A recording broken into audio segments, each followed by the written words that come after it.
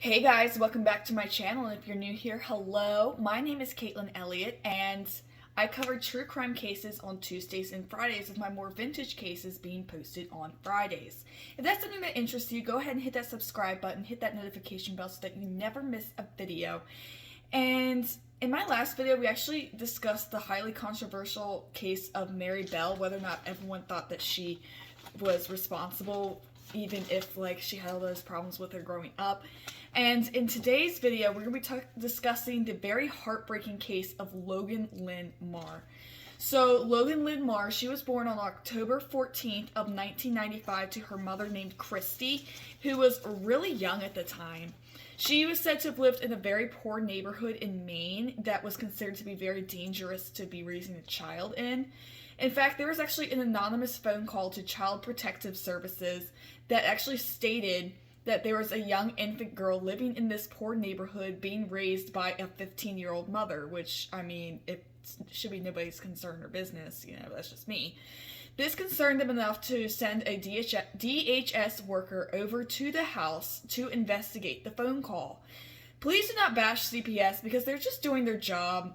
It's their job to make sure that children are safe and are, they have a well-being.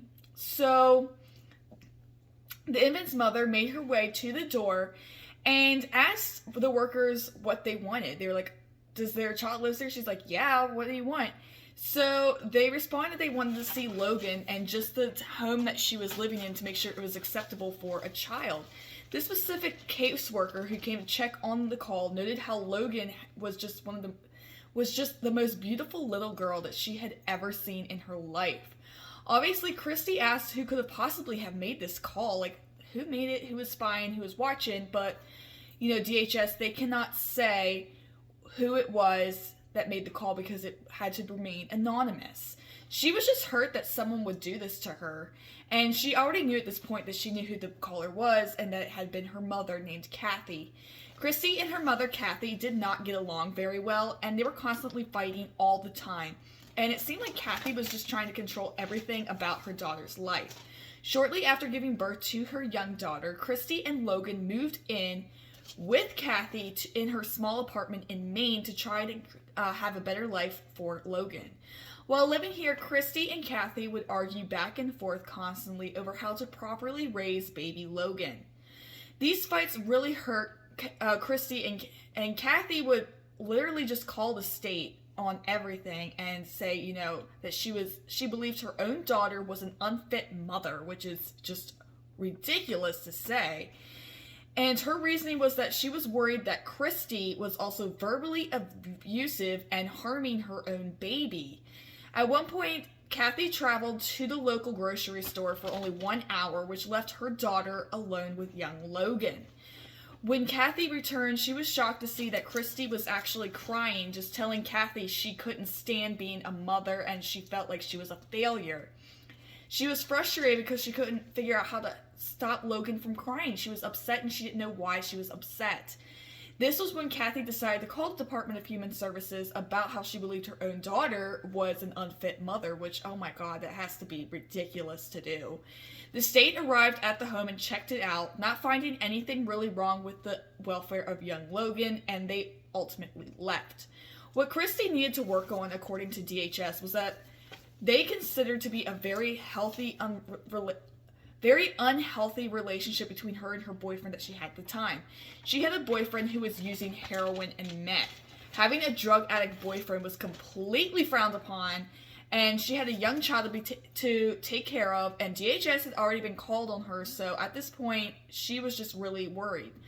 The department warned Christy that she now had to follow a brand new set of rules that they provided, and if she strayed away from those rules, there would be consequences. This included not being allowed to have anybody stay over at her house that had not been screened appropriately by DHS themselves.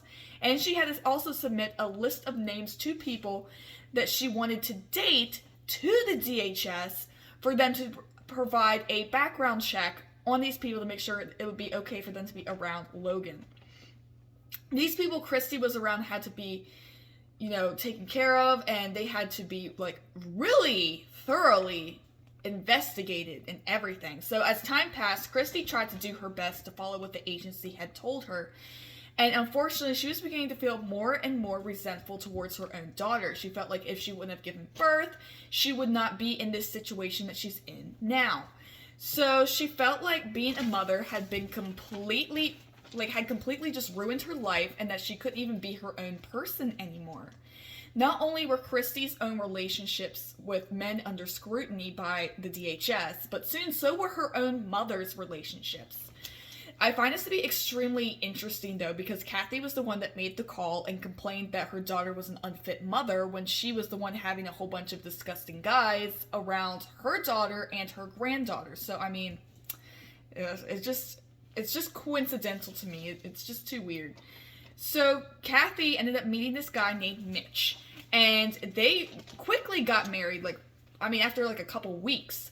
And this man, he was said to have a criminal record at the time, and he had a long history of sexually abusing preteen to teenage girls.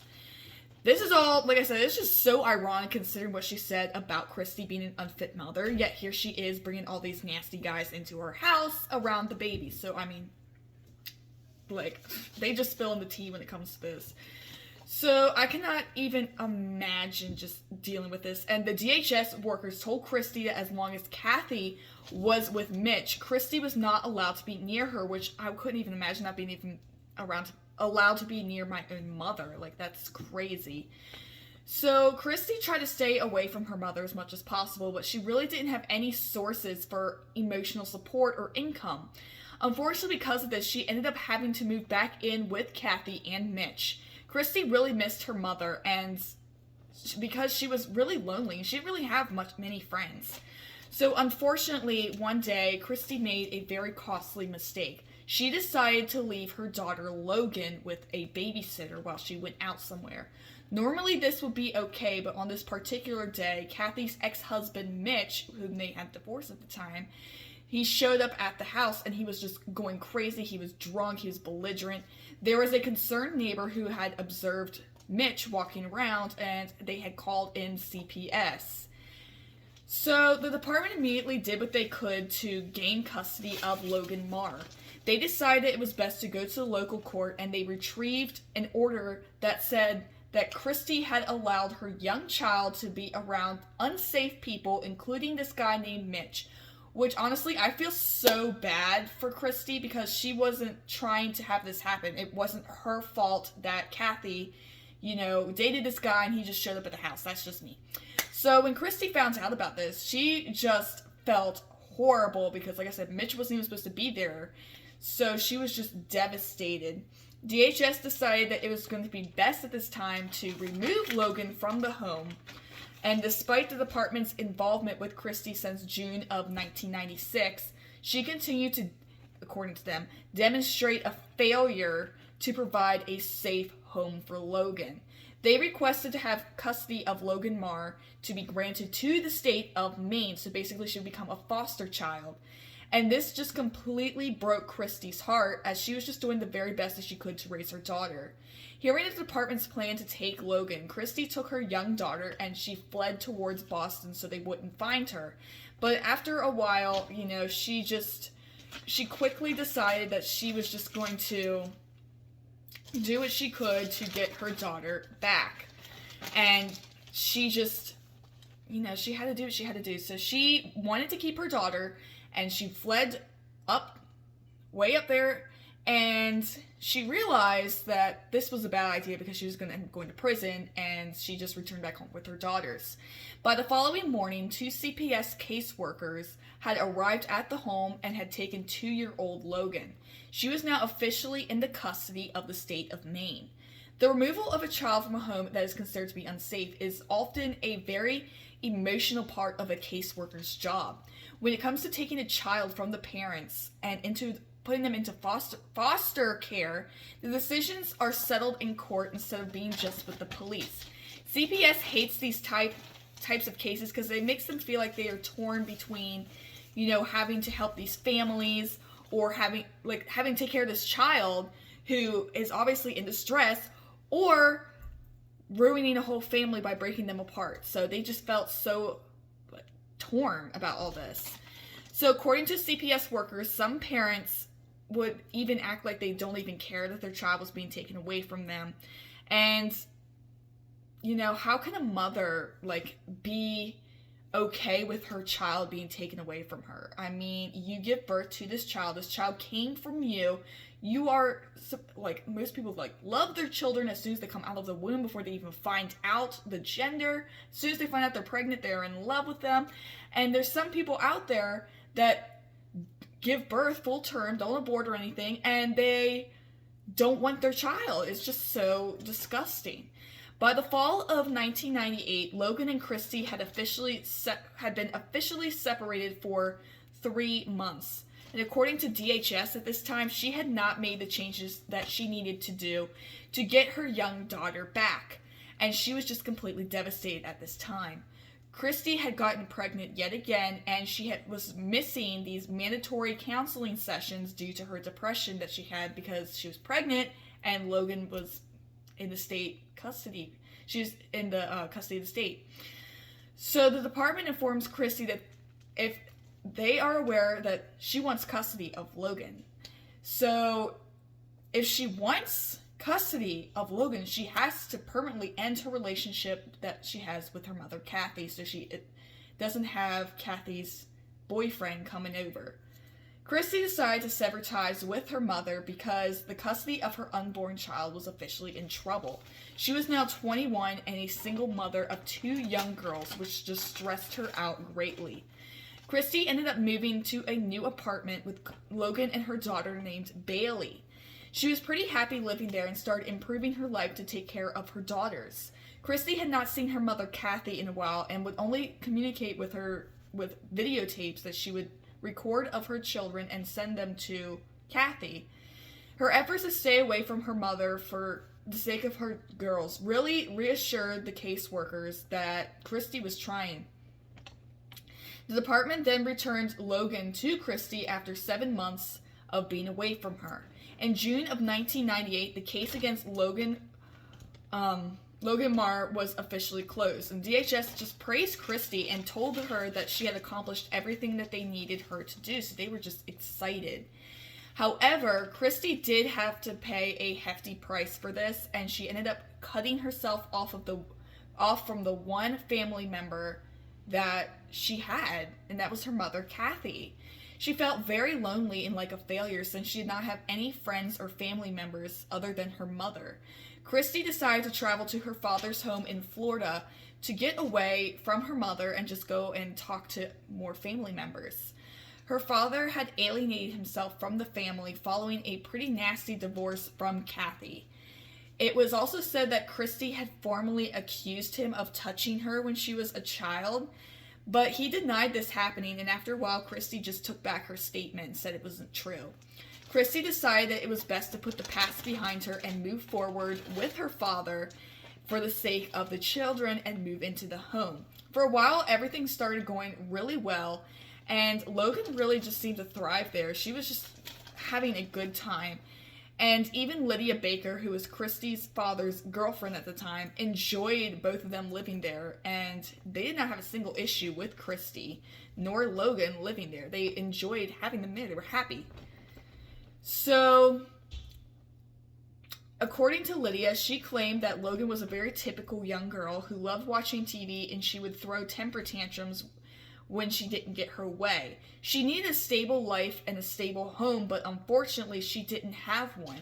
Christy followed all of her father's rules while living at his home, but she had attempted to reconcile with them, and this attempt would prove to go wrong. And after 9 long weeks in Florida, Christy and Logan just eventually realized they couldn't do this, and they moved back to Maine. When Christy moved back to Maine, it was the middle of winter. She had absolutely no job, no home, nowhere to go, so she had no way to take care of her 2 young children, so she decided it was just going to be best for her to have to move back in with her mother because she had no other choice. So, while living there, Christy made a very fateful decision. She got a brand new boyfriend named Paul, and this guy, Paul, was a convicted burglar. She was absolutely smitten with him and allowed him to move in with her and the girls after only a couple of days. So, not long after Christy met him, she ended up marrying him. Once they learned about Christy's new relationship, DHS fully reopened her case and assigned it to a very young and extremely inexperienced child caseworker named Allison Peters.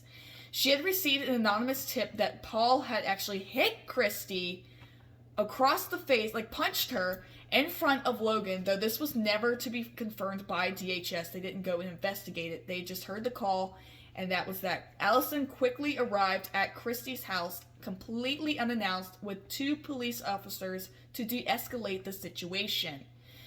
She then obtains an official court order to remove both of the sisters from the home, and she wrote down how she pulled Christy aside to show her the official court order. Obviously, Christy was just upset and distraught about this. I mean, those are her 2 children, and they ended up getting taken away from her from what could possibly have been a lie. She had never been smacked in front of the kids. So, Logan began to cry at this point. She was just screaming for her mom to not let them take her away. She didn't want to go with those people.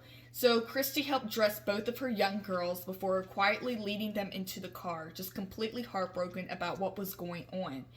And as she watched them go down the road towards where they were going, she just burst into tears. The sisters were ultimately driven to a foster home nearly 2.5 hours away with no idea of what was truly going on. DHS caseworker Sally Schofield, she began thinking about adopting a young girl of her own. She already had been a very experienced mother, and she has 2 sons of her own. She had a 14-year-old son named Derek and a 1-year-old son named Shannon.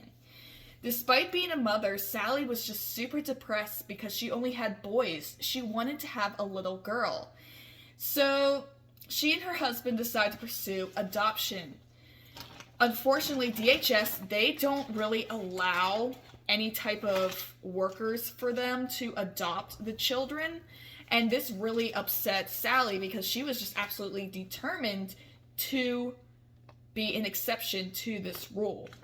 So Sally and her husband were then sent to a mandatory program to see if she would be a good foster mom, and her experience as a DHS caseworker really made her stand out from the others. So in her years at DHS, Sally had a great sense of self-awareness when it came to her own ability to handle children. This could be arrogance, or this could be, she knows what she's doing. She knows that she's good with kids. She had a lot of confidence in herself that she would be a great parent to not only her sons, but also to daughters as well. So the DHS allowed Sally to take an assessment test for pre-adoption, which is basically, you have to say yes or no. Like, they basically have to observe you and see if you're good enough to adopt children. So when it came to whether or not she could handle challenging children, she claimed that she could not imagine a situation in which a child would be that out of control, which pissed me off to no end because there are a lot of children, this was myself included, who did have behavioral problems because they had psychiatric disorders. I got diagnosed with ADHD when I was 6 years old, and I will tell you right now, I had a lot of behavioral problems.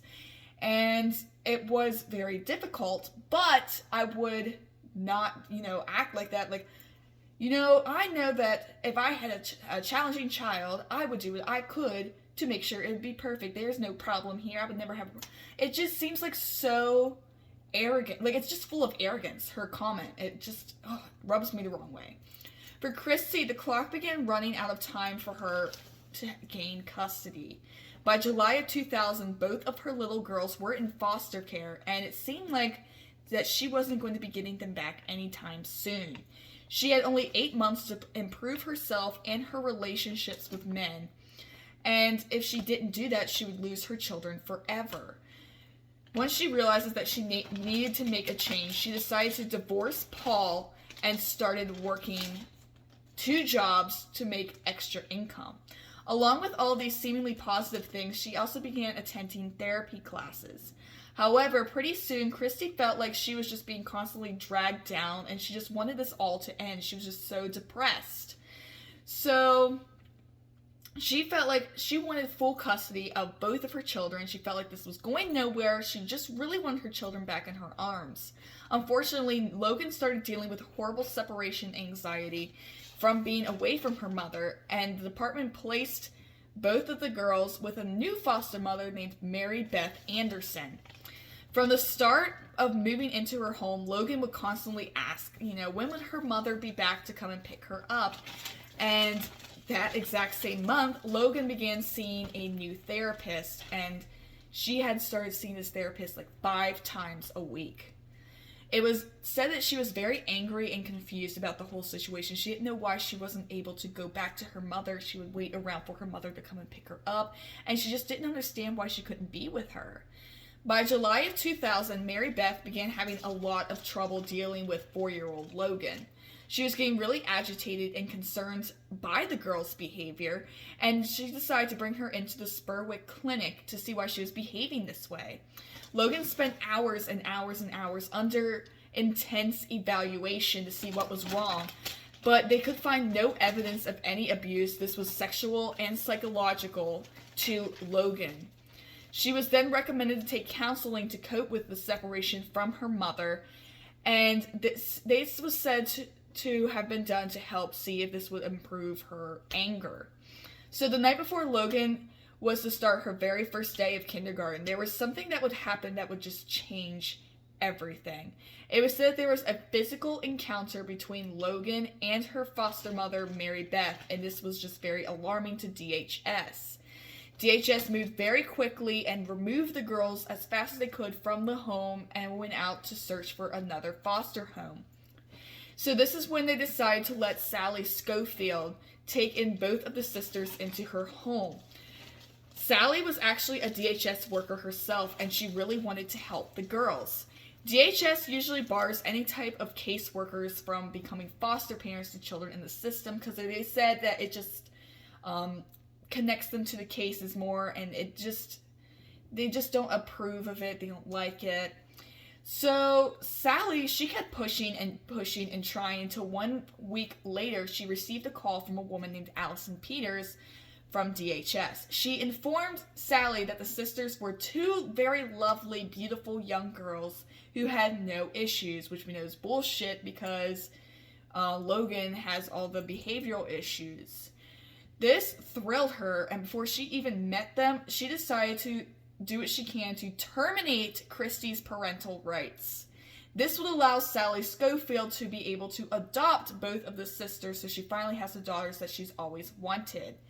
Sally was then told both of the girls had no behavioral problems, no physical problems, no emotional problems, nothing like that, which was, like I said, a lie.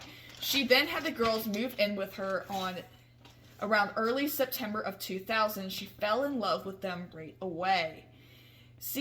As soon as the girls were settling in, CPS cut back on Christy's visitation time, and if she did, in fact, visit with her kids, she had to provide her own transportation. Christy was not allowed to know anything about Sally, including what she looked like, where she lived, her last name, her phone number, anything like that. So she was pretty discouraged by this, so Christy began to falter greatly. And she missed most of her mandatory classes that she was supposed to go to, and she missed a lot of her counseling sessions. She was just tired and felt like no matter what she did, no matter how hard she tried, nothing good would ever come out of it, and she was just completely upset. Christy then ended up remarrying Paul, the same guy that made her lose her kids.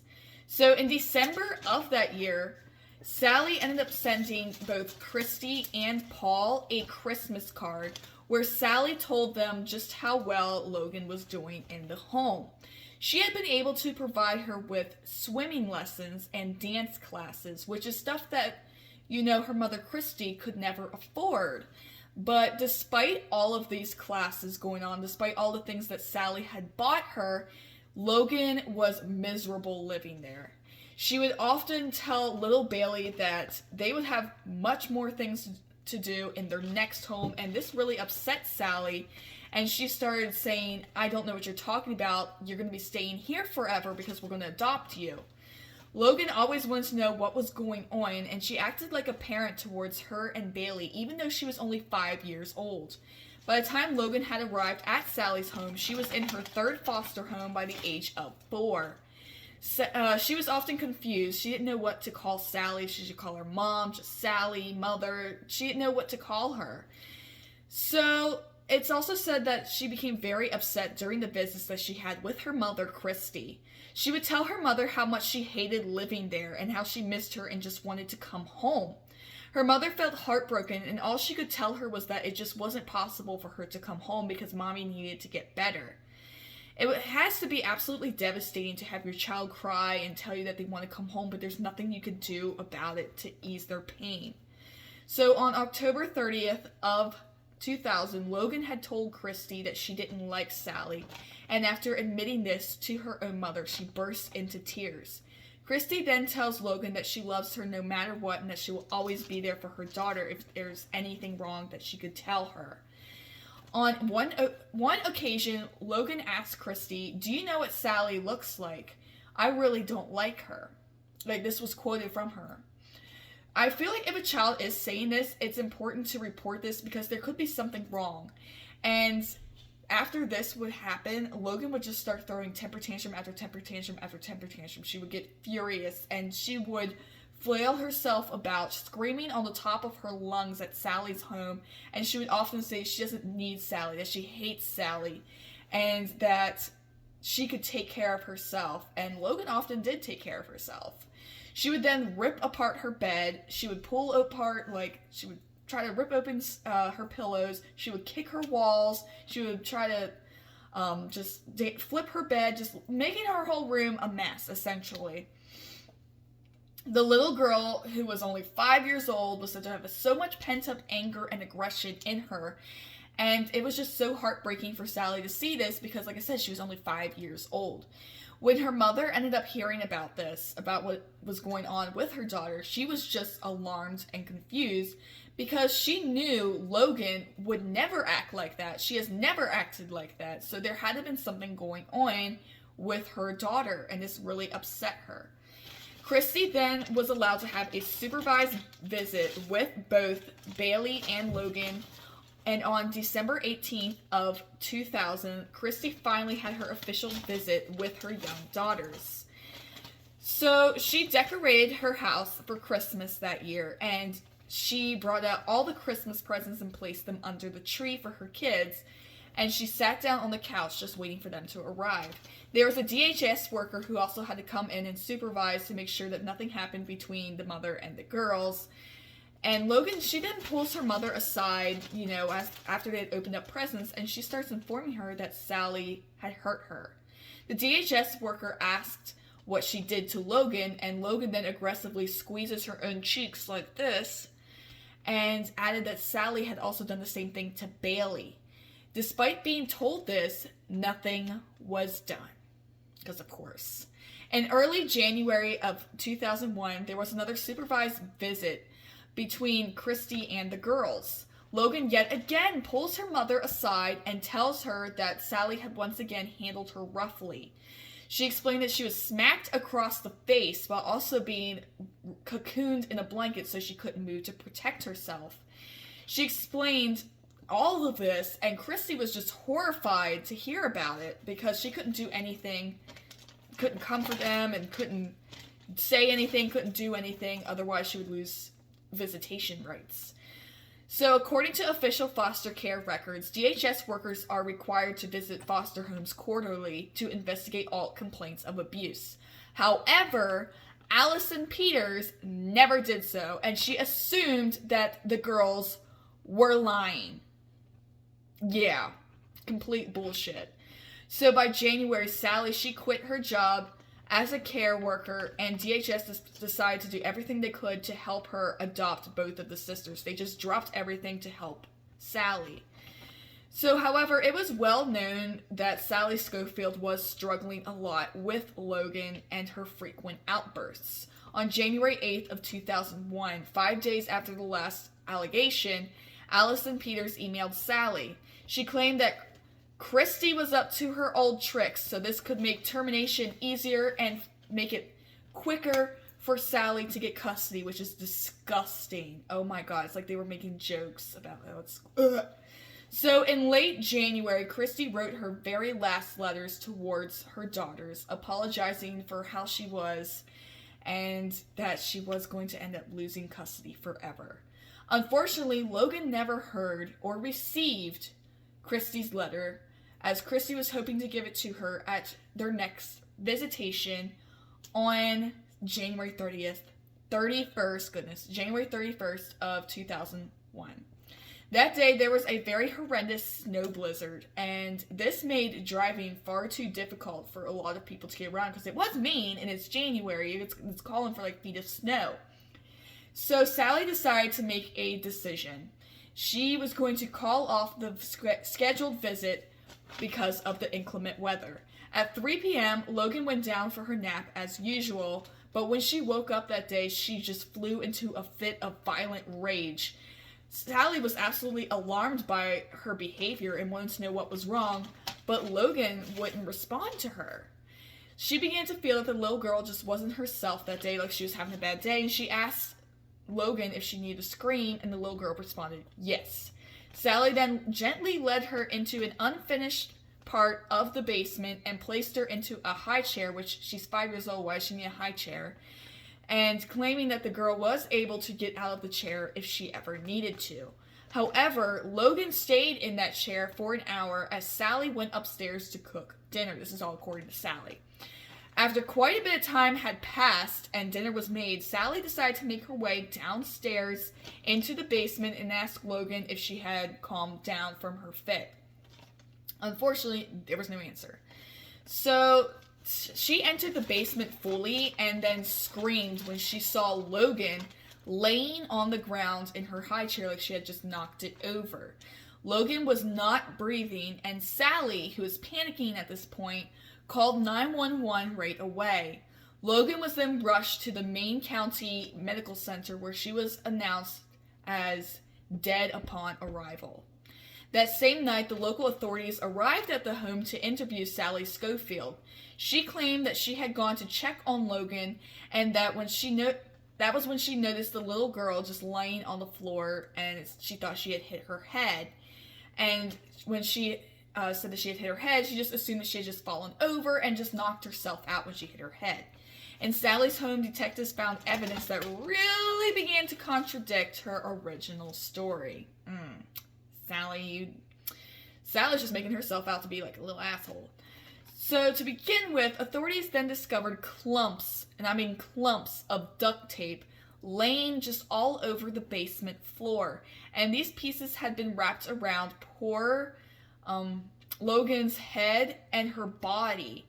So there was even duct tape that was said to have covered her nose and her mouth like this. And the autopsy reports came back saying Logan actually did not die from a blow to the head. Instead, her cause of death was from suffocation. After this was discovered, 24 hours later, the police decided to bring this up to Sally, who then just changes her story, because of course she changed her story. She then claims that Logan was playing with the duct tape and had somehow tangled herself up in there, and it just, must have covered her nose and her mouth doing so, which is impossible for a 5-year-old to take duct tape and, wrap it all over every inch of her body. It just doesn't make any sense. And the fact that she was actually taped to the high chair, it just doesn't make any sense there, Sally. So, obviously, Sally Schofield, she was lying at this point. Sally Schofield was then subsequently arrested and was brought in for questioning about Logan Marr's death.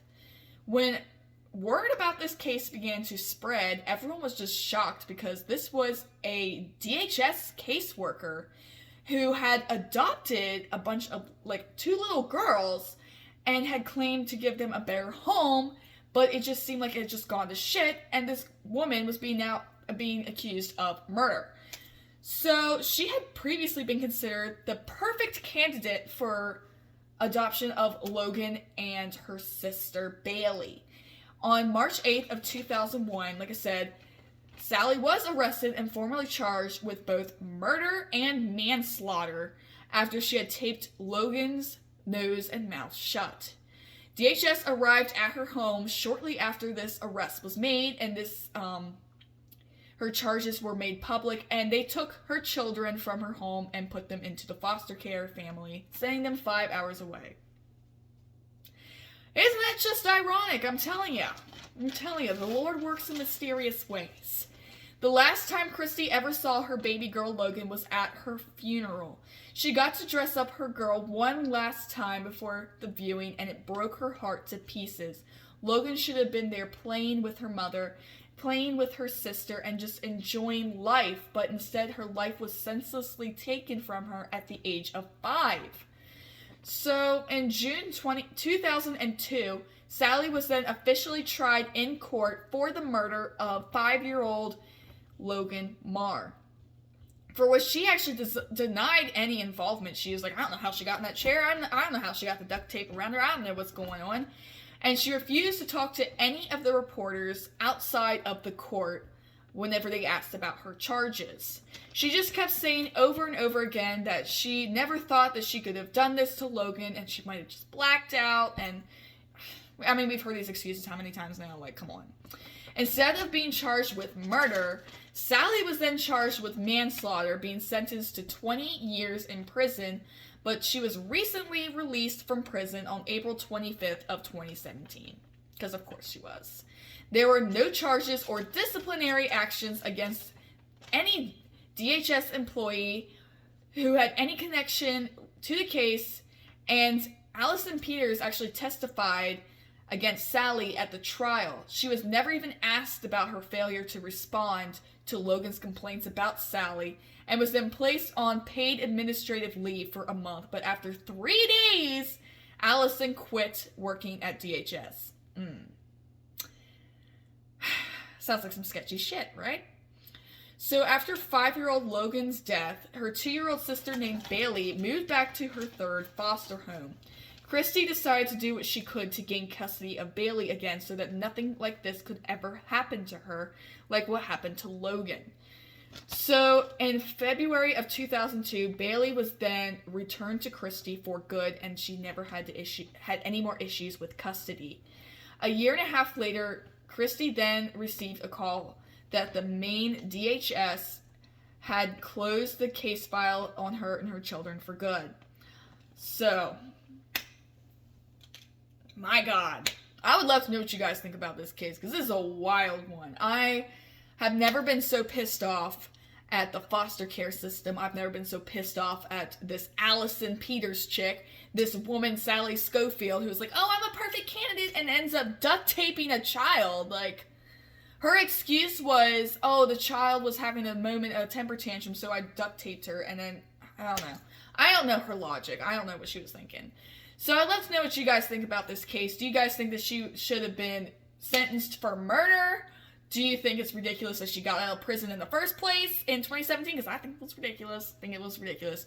And do you guys think that Allison Peters should have been charged as well for failure to check up and make sure everything was okay, because that was her freaking job, and she failed miserably at that? So, don't forget to hit that like button. Don't forget to hit that subscribe button. I'm so sorry. Like, it's so late. I had a lot to do today. I'm exhausted. So, this video is coming out a little late. I'm so sorry. And, yeah. Don't forget to hit that subscribe button. Turn on that notification bell so you never miss a video. And I'll see you guys in my next video. Bye, guys.